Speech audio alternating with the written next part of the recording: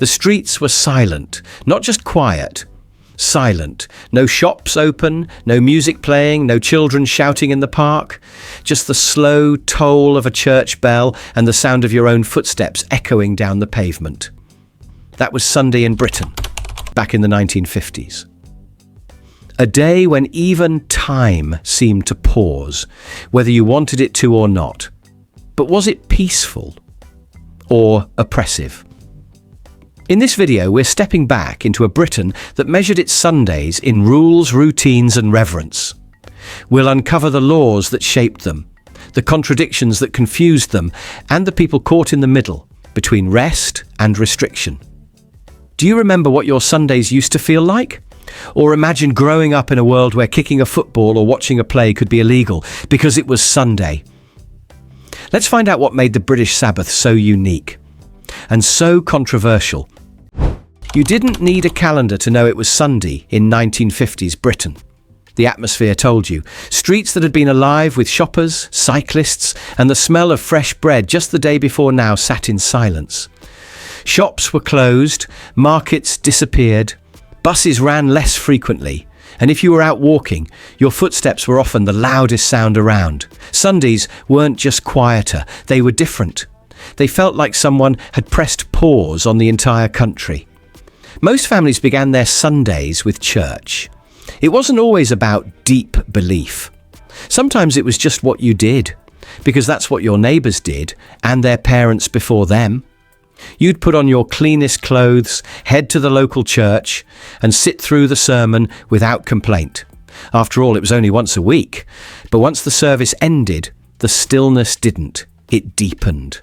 There was no shopping to do, no sports to watch, and very little to listen to. Even the radio played softer, more respectful programs. No upbeat music, no excitement, just hymns, poetry, or classical pieces. Lunch was the highlight. A roast dinner, prepared with care, was more than a meal. It was a ritual. The whole family gathered around the table, and for a few hours there was warmth and conversation. But once the plates were cleared, the day stretched long.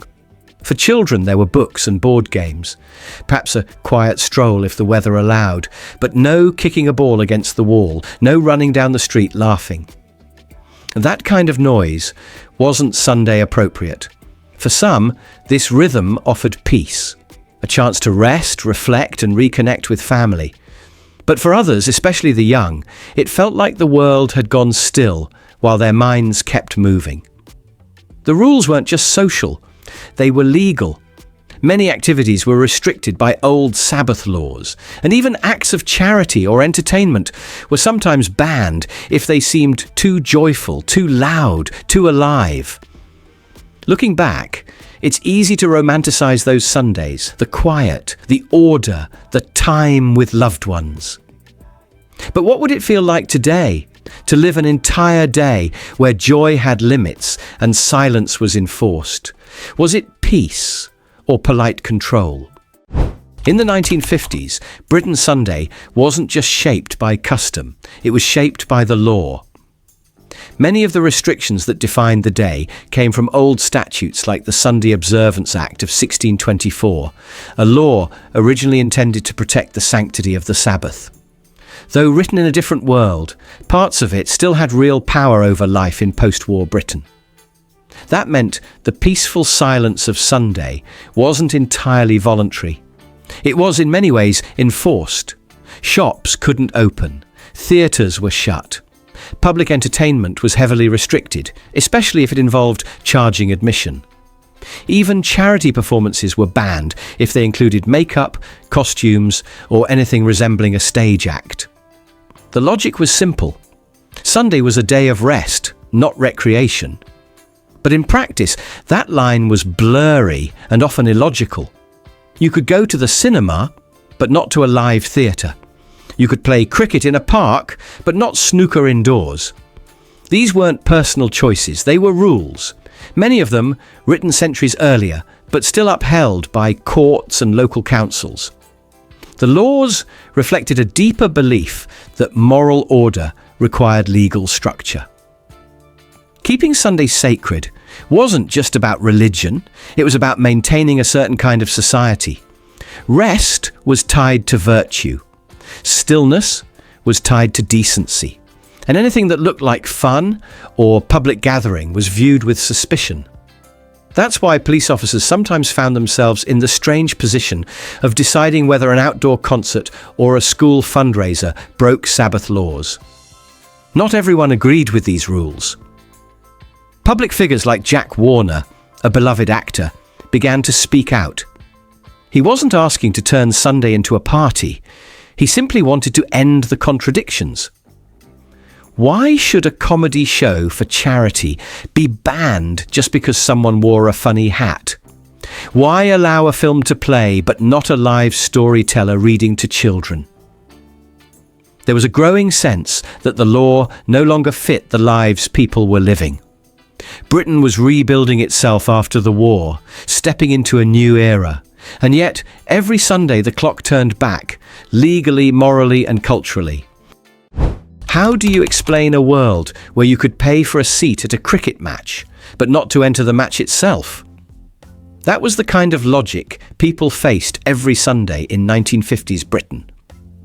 The laws that governed the Sabbath didn't just limit public activity. They created a maze of contradictions so strange they often bordered on absurd. Take entertainment, for example. You could go to a cinema and watch a film, but not attend a live theatre performance. The logic? A film was considered passive, distant, mechanical. A theatre performance was live, human, expressive. Too lively, perhaps, for a day meant to be solemn. Theatres had to close their doors while cinemas filled seats. It wasn't about content, it was about form, and it made no sense to the people living it. Sport faced similar inconsistencies. You were allowed to play cricket in a public park, as long as it was informal, but professional matches were banned, especially if any money changed hands. Even if the event was for charity, collecting admission at the gate was often prohibited. Organisers would sometimes ask for voluntary contributions or charge for the chairs instead of the event. Loopholes that revealed just how tangled the system had become. Then there was snooker. You could legally play cricket, but not snooker, a quieter indoor game that somehow made the list of forbidden Sabbath activities. Dancing was another red line. Any form of organised dancing, no matter how harmless, was prohibited. But walking to a pub and having a quiet pint, that was generally accepted. The people enforcing these rules, the police, local councils, sometimes even church leaders, were often just as confused. How do you draw a line between fun and rest, between recreation and sin? The laws didn't offer clarity. They offered tradition, and that was supposed to be enough. But as more people began to question these contradictions, the laws started to look less like moral guidance and more like relics of a different age. In a country rebuilding itself, rethinking its values and place in the world, the Sunday rule book felt increasingly out of step. So what do you do when the rules you've inherited no longer match the life you're living? For many in 1950s Britain, the answer wasn't rebellion, it was quiet frustration. Was Sunday really a day of rest or a day of quiet conflict? In the 1950s Britain, that answer depended entirely on who you asked. For some, the slow pace and strict routine were comforting. A moment to pause, to reconnect with family, to feel a sense of spiritual or moral order. But for others, especially younger generations and working-class families, Sunday felt more like a locked door than a sanctuary. The divide wasn't just generational, it was ideological. On one side stood religious groups and traditionalists who believed the sanctity of the Sabbath was essential to Britain's moral compass. They argued that even in a modernising world, some spaces should remain sacred, untouched by commerce or noise. They saw Sunday as a symbol, a final stand against the rise of secularism and distraction. But on the other side were those who saw the restrictions as outdated, even unfair. Many workers, especially those in factories and manual labour, had only Sunday off. They wanted to use it for leisure, for gathering. for pleasure. For them, the law didn't protect rest, it limited freedom. Why should a teacher or a nurse be barred from watching a football match on the one day they weren't on duty? Public debate was heating up. Campaigners like Jack Warner, known more for his acting than activism, began speaking out. He highlighted how the laws prevented even charity events if they included costumes or performances. That wasn't protecting the Sabbath, he argued. That was punishing goodwill. Meanwhile, religious leaders themselves weren't always in agreement. The Archbishop of Canterbury suggested revising the laws, not abolishing them. He recognized that society had changed, and the Sabbath might need to change with it. But others doubled down, warning of a slippery slope toward moral decay. The conflict seeped into homes, newspapers, even Parliament. It wasn't just about what people could or couldn't do. It was about what kind of country Britain wanted to be. A nation anchored in tradition, or one willing to evolve. Can a single day represent both identity and resistance? In the 1950s, Sunday became a mirror, reflecting a deeper tension between faith and freedom, stillness and movement, the past and the future. What kind of Sunday did Britain really want? That was the question hanging over the country as it moved through the 1950s. The war was over, the economy was recovering, and modern life was accelerating. But every week, like clockwork, Sunday pulled the nation backward, into silence, into law, into a version of itself that no longer matched the world outside. There were signs of change, small but telling. Museums began to open on Sundays, at first quietly, then more openly. Cinemas pushed the boundaries, drawing in crowds despite religious protests. But these were exceptions, not the rule. Most theatres remained shut, and dancing, no matter how modest, was still forbidden. Even charity events had to tiptoe through legal minefields, and each time something shifted, it sparked a wave of resistance. The Lord's Day Observance Society fought fiercely to defend the status quo. To them, this wasn't just about noise or rest, it was about identity. Losing Sunday meant losing something sacred, something uniquely British. They warned of a future where Sundays would be indistinguishable from Saturdays, a future where rest gave way to profit and reverence to routine. But younger generations weren't convinced. To them, the dream wasn't to erase Sunday. It was to reclaim it on their own terms. A day to spend with friends, to go to the cinema, to hear live music, to enjoy public life without feeling like lawbreakers. The rules felt arbitrary. The limits felt unfair, and the reverence for many felt imposed rather than earned. Some hoped for reform through Parliament. Others believed that social pressure alone would eventually soften the system. But the truth is, in the 1950s, the British Sunday stayed largely unchanged. The debate raged, but the law held firm. The push for reform was persistent, but not yet strong enough to overturn centuries of tradition. So, the country waited.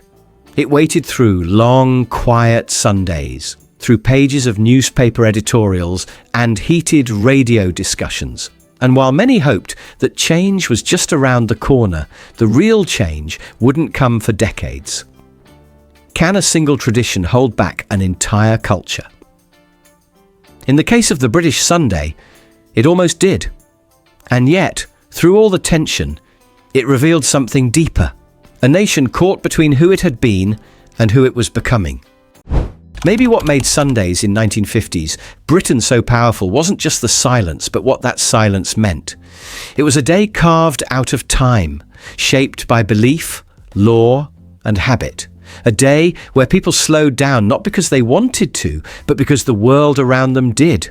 And in that stillness, everyone had to find their own meaning. Some remember those Sundays with warmth. They think of family, roast dinners, long walks and time to breathe. Others remember frustration, the boredom, the restrictions, the feeling that joy had rules. But either way, it left a mark, a rhythm that shaped a generation.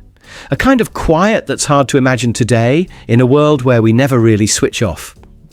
What do you think? Was that old version of Sunday something worth preserving, or something we were right to leave behind? We'd love to hear your thoughts in the comments. Your memories, your opinions, or even what surprised you most about those days. And if you enjoyed this look into the past, leave a like and share your comment. It helps more people discover this video and tells YouTube that stories like this matter. Thanks for watching, and wherever you are, whatever day it is, take a moment to rest.